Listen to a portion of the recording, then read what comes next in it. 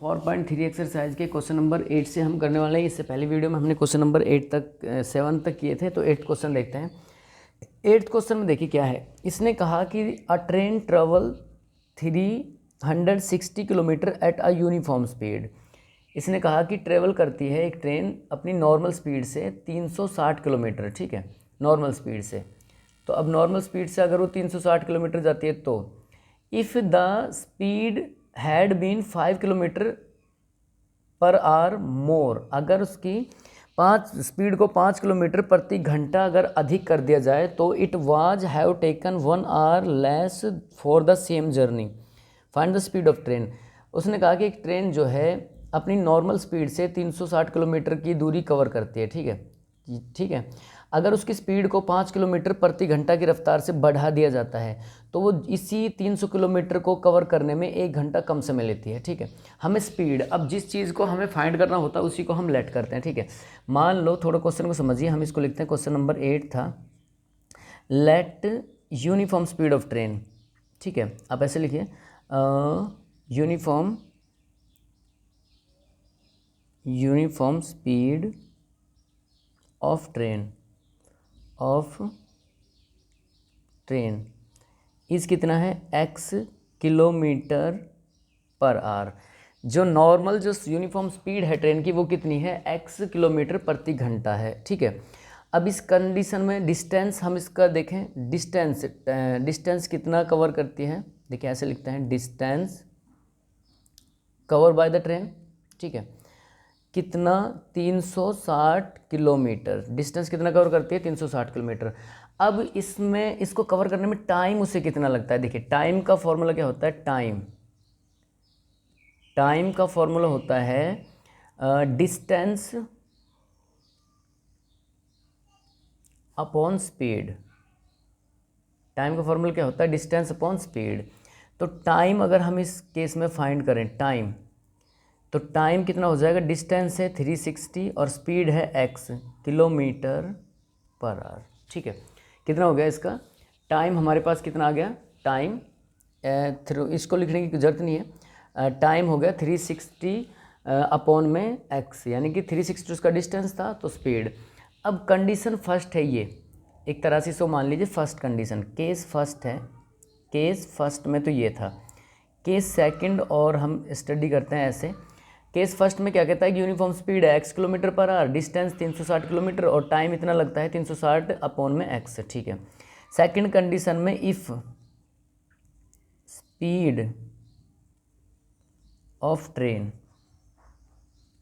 Increase या मोर, increase 5 kilometre per our, अगर speed को बढ़ा दिया जाता है, ट्रेन की स्पीड को 5 किलोमीटर पर आवर इंक्रीज कर दिया जाता है, तो इस केस में स्पीड ऑफ ट्रेन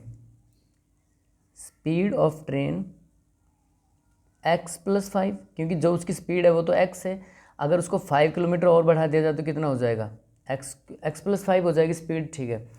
इस केस में, सेकंड केस में जो डिस्टेंस है, डिस्टेंस तो वही सेम है, 360 किलोमीटर, 360 किलोमीटर, ठीक है। उसके बाद क्वेश्चन में है टाइम 360 अपॉन x प्लस का 5, ठीक है। अब अकॉर्डिंग टू क्वेश्चन जब हम चलेंगे, अब देखिए क्या करना है, इस तरह के क्वेश्चन में क्या करना है, according to question,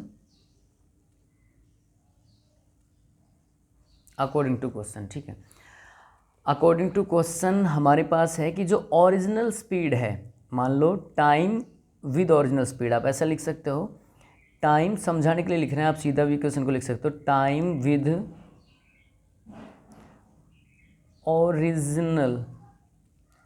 original speed minus time with increase speed is equal to कितना है 1।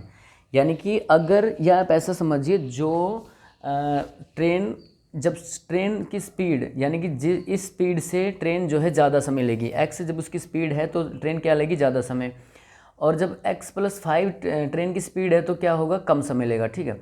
तो टाइम जब पहले कंडीशन में तो एक्स, उसका टाइम है 360 यानी कि 360 अपॉन एक्स। अब इनका डिफरेंस और जो दूसरा टाइम है 360 अपॉन में एक्स प्लस का 5, इसका डिफरेंस कितना है 1। आप ऐसे समझिए, यहाँ पे इस इक्वेशन को इस तरह से देखिए कि अगर ज़्यादा समय लेने वाली ट्रेन में से ज़्यादा समय लेने वाली कंडीशन, जैसे यहाँ पे इस कंडीशन में पहले केस में ज़्यादा समय लेगी ट्रेन एक इस 360 किलोमीटर को कवर करने में, और सेकंड केस में कम समय लेगी 360 को कवर करने में। तो ज़्यादा समय लेने वाले कंडीशन में से कम समय लेने वाली को माइनस को कर दो, तो इसकी जो डिफरेंस है वो कितना आएगा, 1 आएगा। ठीक है, 1 आवर, यानी कि ये ट्रेन अधिक समय लेगी, ये कम समय लेगी, अधिक वाली में से कम को माइनस कर दो, इज इक्वल टू में 1 लिख दो। ठीक है, क्योंकि ओरिजिनल स्पीड में से और अगर हम इंक्रीज स्पीड को माइनस कर दें तो कितना अंतर आता है, 1 आवर का अंतर आता है, 1 घंटे का अंतर आता है। तो वो घंटे का अंतर क्या है, ओरिजिनल स्पीड है 360 एक्स, तो उसमें टाइम कितना था 360 अपॉन एक्स, और जो दूसरी स्पीड इंक्रीज स्पीड है एक्स प्लस 5, उसमें टाइम कितना था 360 अपॉन में एक्स प्लस का 5। तो अगर हम इसको ज़्यादा वाले में से कम को माइनस कर दें तो हमारे पास डिफरेंस कितने का आता है, 1 घंटे का आता है। तो आप इस तरह से इसको लिख सकते हो। अब क्वेश्चन को सॉल्व कर दीजिए। एलसीएम हमारे पास एक्स प्लस का 5 आया, तो 360 की मल्टीप्लाई एक्स प्लस 5 से करो, 360 की मल्टीप्लाई एक्स के करो, is equal to 1। Cross multiply करने पर, क्रॉस मल्टीप्लाई हम करें तो हम इसकी अंदर मल्टीप्लाई करते हैं तो 360 एक्स प्लस का 360 की मल्टीप्लाई अंदर करें तो हमारे पास ये आ गया 5 0 0 5 6 ज़ा 30 0 3 5 3 ज़ा 15 18 जी आया, और माइनस का 360 x is equal to cross multiply करें तो ये एक्स और एक्स प्लस का 5। ठीक है, ये तो कैंसिल आउट हुआ, ये हमारे पास यहाँ बचा एक्स प्लस का 5 इज इक्वल टू 18, तो एक्स स्क्वेयर प्लस का 5x minus 18 is equal to 0। ठीक है, ये इक्वेशन आई। अब इसके फैक्टर करने हैं। फैक्टर के लिए हम वही से फर्स्ट ए जो है x का कोफिशिएंट 1 और c का कोफिशिएंट 18। ठीक है, इसका 180 अगर इसका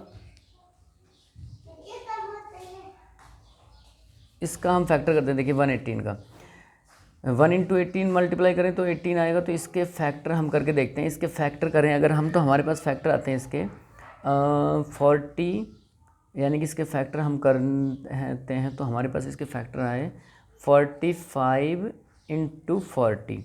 देखिए 4 5 ज़ा 0, 4 5 ज़ा 20, 0 हासिल 2, कैरी टू 4 4 ज़ा 16 तो 18। ठीक है, इसके फैक्टर बनेंगे 45 इंटू 40। अब इनका डिफरेंस भी देखना है हमें, 45 और 40 का डिफरेंस x का कोफिशिएंट है, तो इसलिए क्या करेंगे इस तरह से x square plus 45x minus 40x minus 18 is equal to 0। तो यहाँ से x को कॉमन लो, x प्लस का 45 माइनस 40 कॉमन लो, x प्लस का 45 इज इक्वल टू 0। तो x माइनस 40 और x प्लस का 45 इसके फैक्टर हैं, तो x की वैल्यू प्लस का 40 माइनस का 45। ठीक है, अब x की वैल्यू प्लस का 40 माइनस का 45, स्पीड नेगेटिव नहीं होती इसलिए इसको कंसीडर नहीं करेंगे। तो इस हिसाब से हमारे पास जो इसकी स्पीड आई है वो कितनी आई है, speed of the train 40 kilometre per our इस केस में। ठीक है, तो x की वैल्यू हमारे पास कितनी आ जाएगी 40। तो स्पीड ऑफ ट्रेन आप यहाँ लिख सकते हो, देखिए स्पीड ऑफ ट्रेन है 40 किलोमीटर पर आवर। आप दोनों कंडीशन चेक कर सकते हो। अब 1 घंटे का समय कम लगता है, या पहले अगर केस में 40 स्पीड है तो दूसरे केस में कितनी है 45 किलोमीटर पर आवर। ठीक है, स्पीड। तो ये क्वेश्चन नंबर 8 था। क्वेश्चन को आप समझिए फिर से। नॉर्मल स्पीड थी तो x किलोमीटर, स्पीड इंक्रीज हुई case number first, case number second speed increase हुई x प्लस 5, टाइम नॉर्मल से ये लगता था और टाइम इंक्रीज से ये लगता था। तो ज़्यादा समय जिसमें लगता है उसमें से कम समय वाले को माइनस कर दें तो उनका डिफरेंस कितना होता है, जो हमारे पास दे रखा था कि 1 घंटे कम समय लेगी, तो वो डिफरेंस 1 था। तो इसलिए हमने अकॉर्डिंग टू क्वेश्चन लिखा और इनका डिफरेंस 1 लिखा, क्वेश्चन को सॉल्व किया। ठीक है, क्वेश्चन नंबर 8 था ये।